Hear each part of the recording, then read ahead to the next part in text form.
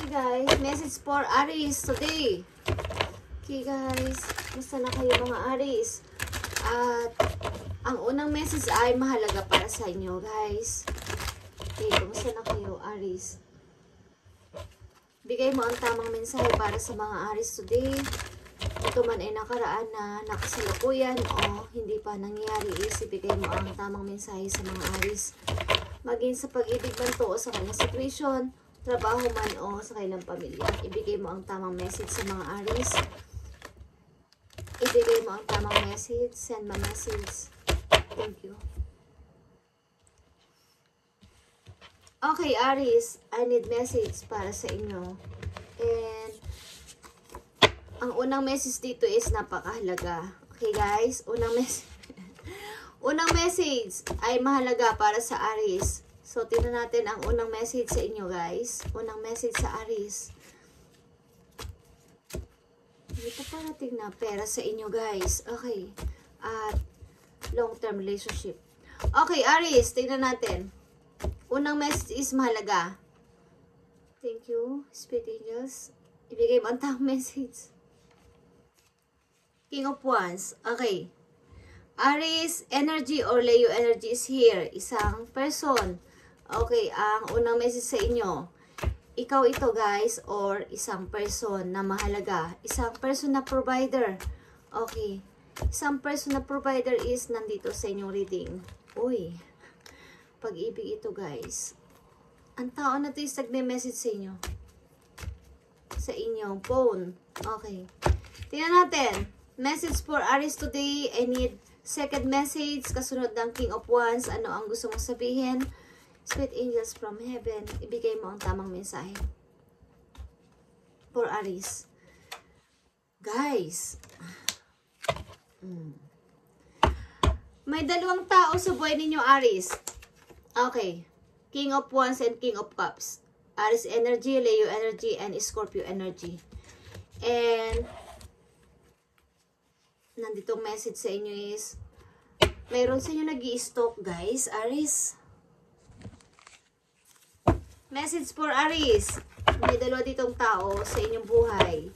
Okay, ito ang message sa inyo today. Pakinggan nyo kung gusto niyo para ito sa lahat ng Aries.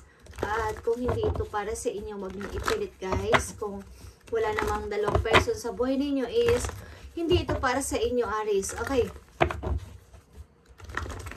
May dalawang person dito na nai-involve sa buhay ninyo, Aries. At ang isa ay, maaring kayo ay ni-stalk.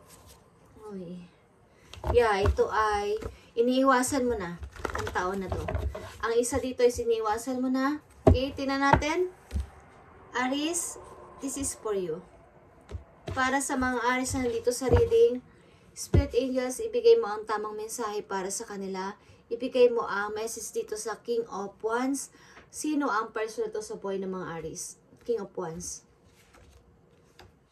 Okay guys. Ang person na to is love mo, okay? Love mo to or nababago itong tao o bagong tao na dumarating sa buhay mo, Aries. Okay. Tingnan natin ang King of Cups dito. Emperor. Okay, Aries. Meron isang tao dito na sobra kang mahal. May isang tao dito na ikaw ay kinokontrol, Aries. At meron kang pinag-iisipan this time. Solitude is here. Meron kang mahal na person. Okay. Ano ba ang nangyayari sa inyo, Aries? Maaring kayo ay may gumugulo sa inyong isipan. Dalawang taong mahalaga sa buhay ninyo. Yeah, gumugulo sa inyong isipan. Two of Pentacles. Gumugulo sa inyong isipan. Ang isa dito is may money kasi. Ang isa dito ay inyong kaligayahan. Ang isa dito ay inyong mahal. But may money. Okay. Yeah. Gulong-gulo kayo guys. Ang isa dito is mahal ninyo. Ang isa dito is gusto nyong alisan na. Ang isa dito is kontrolado kayo or parang father figure. Okay. Ang dating sa inyo na kayo ay minamando-mando at pinapasunod sa lahat ng bagay. But ang isa dito ay mahal ninyo. But dalawa tong person. Okay. So Aries, tingnan natin ang message for you. Wands. Sino ang tao na to sa buhay ng mga Aries? At nandito ang heart chakra. Ibig sabihin ay, ang tao na to is babago pa lang sa buhay ninyo. Parang ka-open lang ng inyong pag-ibig o ino-open nyo pa lang inyong heart sa pag-ibig. But nabighani kayo sa tao na to. Ang isa dito is, kayo ay minamanduhan or kinokontrol. Parang ama ninyo kung mag-utos or magpasunod sa inyo. Okay, Aries, tingnan natin ang message for you. Dito sa King of Wands. Yeah, ito inyong happiness. Okay. Na-attract ka ng sobra dito. Bagamat ito ay may pagka playful. Playful ang person na to. But attractive, passionate. Okay. Maganda ang mga mata nito. At na-attract ka dito. Isa dito is parang father figure. Parang tatay. Or boring. Okay. Yeah. Ito nakikita ko.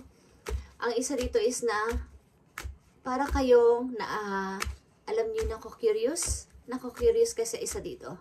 Guys, Aries, nako-curious kayo sapagkat ito ay ma-passion, provider, businessman, okay, matalino, at mapaglaro, playful.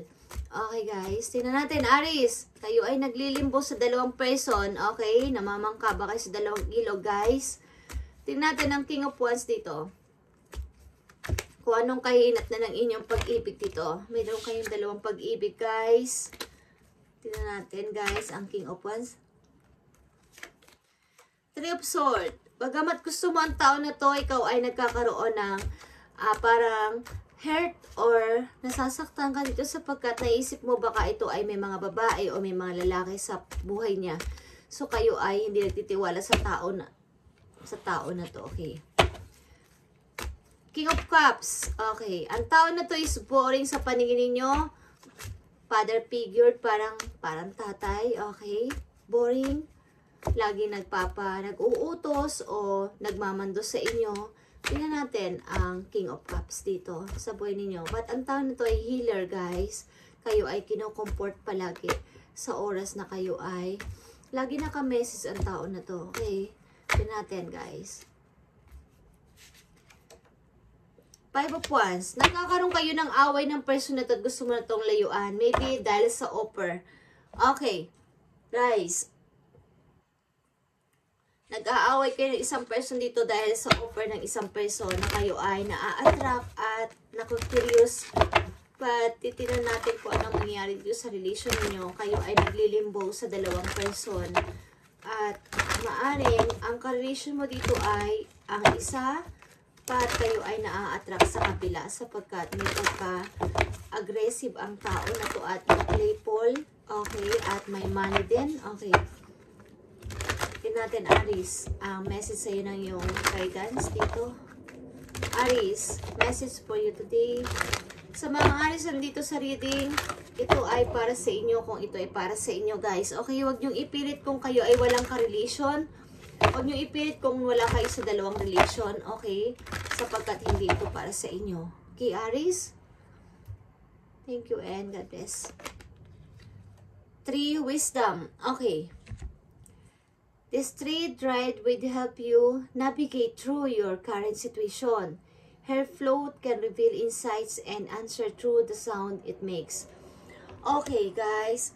Kayo ay maaaring iginaguide ng inyong guidance sa pamamagitan ng music o ang sa pagtugtog ng float. Kung marunong kayong tumugtog ng float, guys, o maaaring ang taong involved sa inyo is mahilig sa music, is dito kayo ginaguide ng inyong guidance na itong tao na to ang para sa iyo, okay? Maaring dito mo malalaman o iintindihan ang ibig sabihin ng iyong situation kung bakit ka naglilimbo sa dalawang tao. Dito mo maiintindihan about ito sa music. Okay. Maaring may kinalaman ito sa music. Tingnan natin ang message for you ng iyong angels sa inyong situation, guys. Maging money man ito, maging sa career niyo, o maging sa inyong situation, o maging sa inyong message o babala, guys. Tingnan natin ang gustong sabihin sa inyo. Kayo ay nasa relation na, but kayo ay maaaring na-attract sa ibang person sapagkat ang inyong ka-relation is maybe may pagka-boring or naboboard kayo sa inyong connection, guys, at kayo ay nagkakaroon ng konting-konting away dito.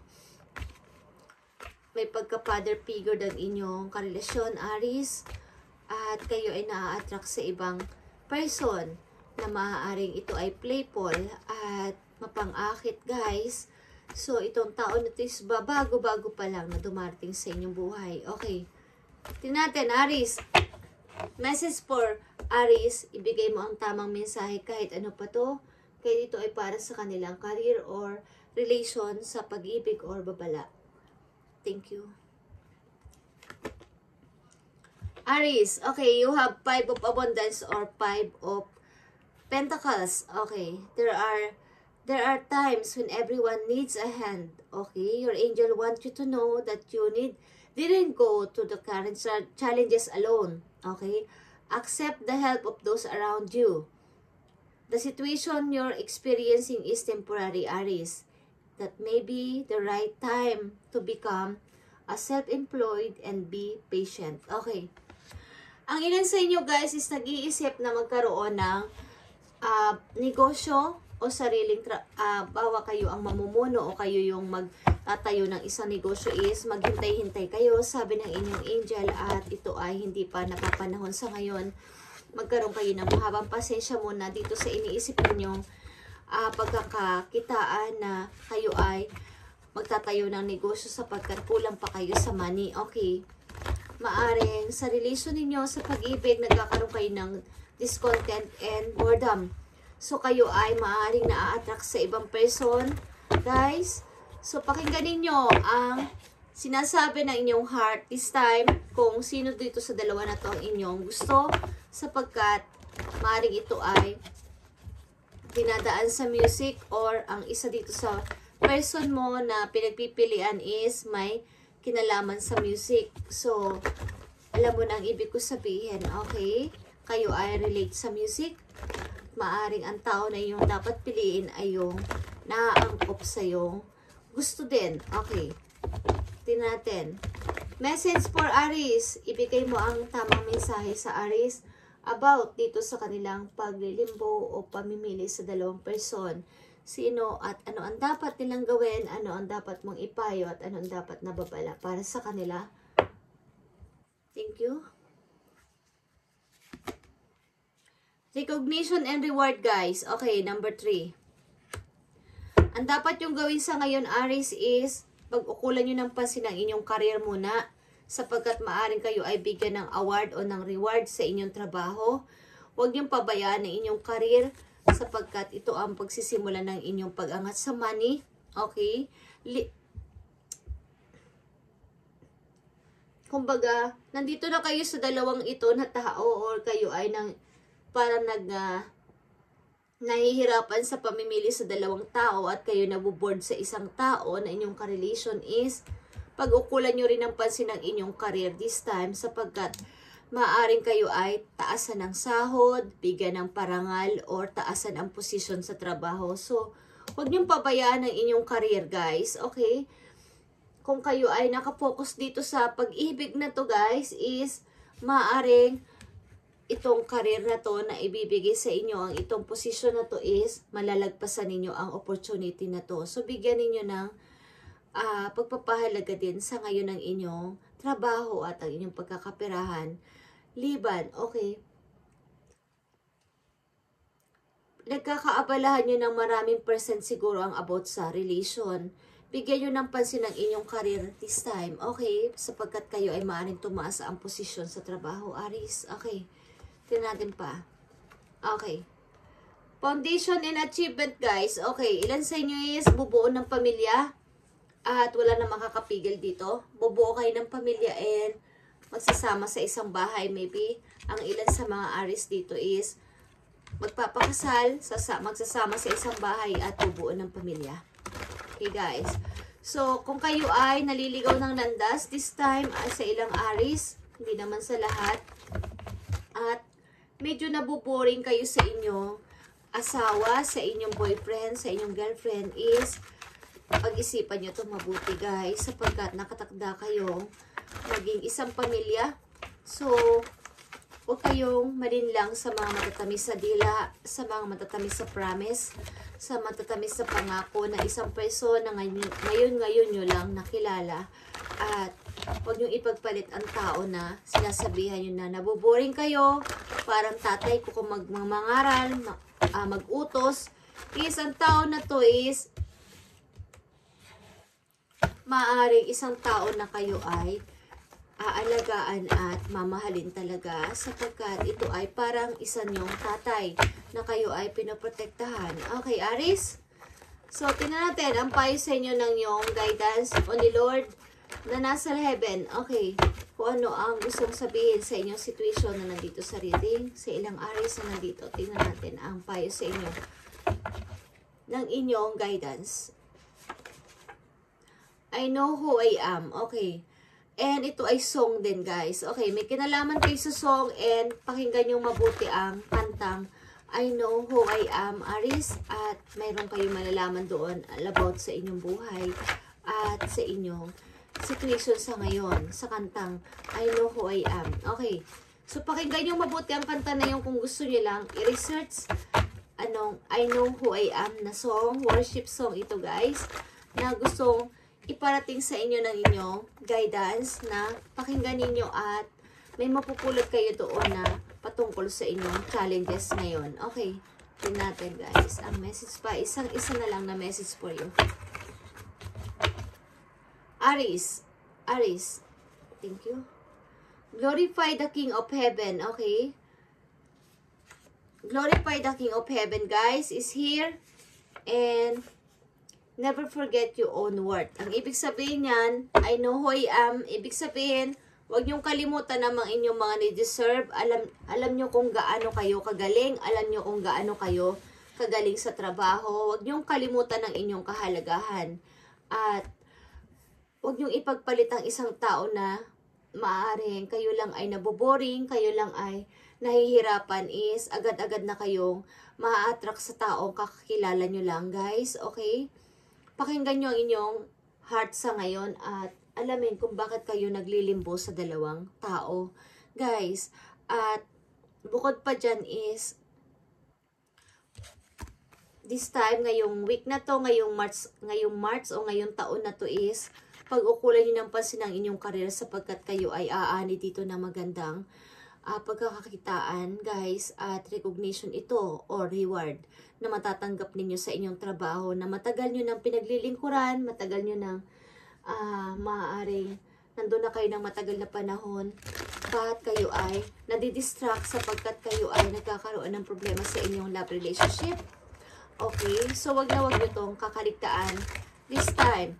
At ang tao na inyong maaaring sinasabihan na parang tatay ko or parang walang pinagkaiba sa tatay ko na payo ng payo, utos ng utos, nagmamando sa akin, siya yung nagpaplano para sa akin is wag nyong husgahan, guys. Okay?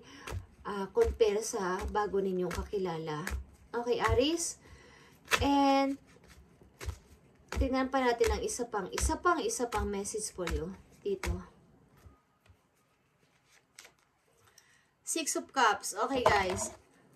Panatilihin ninyong kayo ay tawag dito.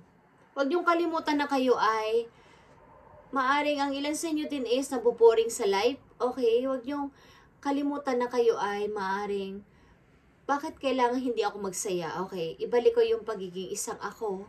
Okay? At huwag niyo rin kaligtaan na magbalik tanaw sa inyo kinagisnan, guys. Sa inyo, maaring may mga dapat kayong balikan sa inyong nakaraan, maging yan man ay sa inyong nakaraan, sa inyong relatives, sa magulang ninyo o sa inyong mga naging involved sa inyong buhay this time. Huwag niyong kalimutan sapagkat maaring kayo ay gulong-gulo this time at nangangailangan ng kausap. Bakit hindi nyo kausapin na inyong mother or father or any relatives na malapit sa inyo this time? Nangangailangan kayo ng kausap. I feel. Okay, Aries, this is your message today and God bless.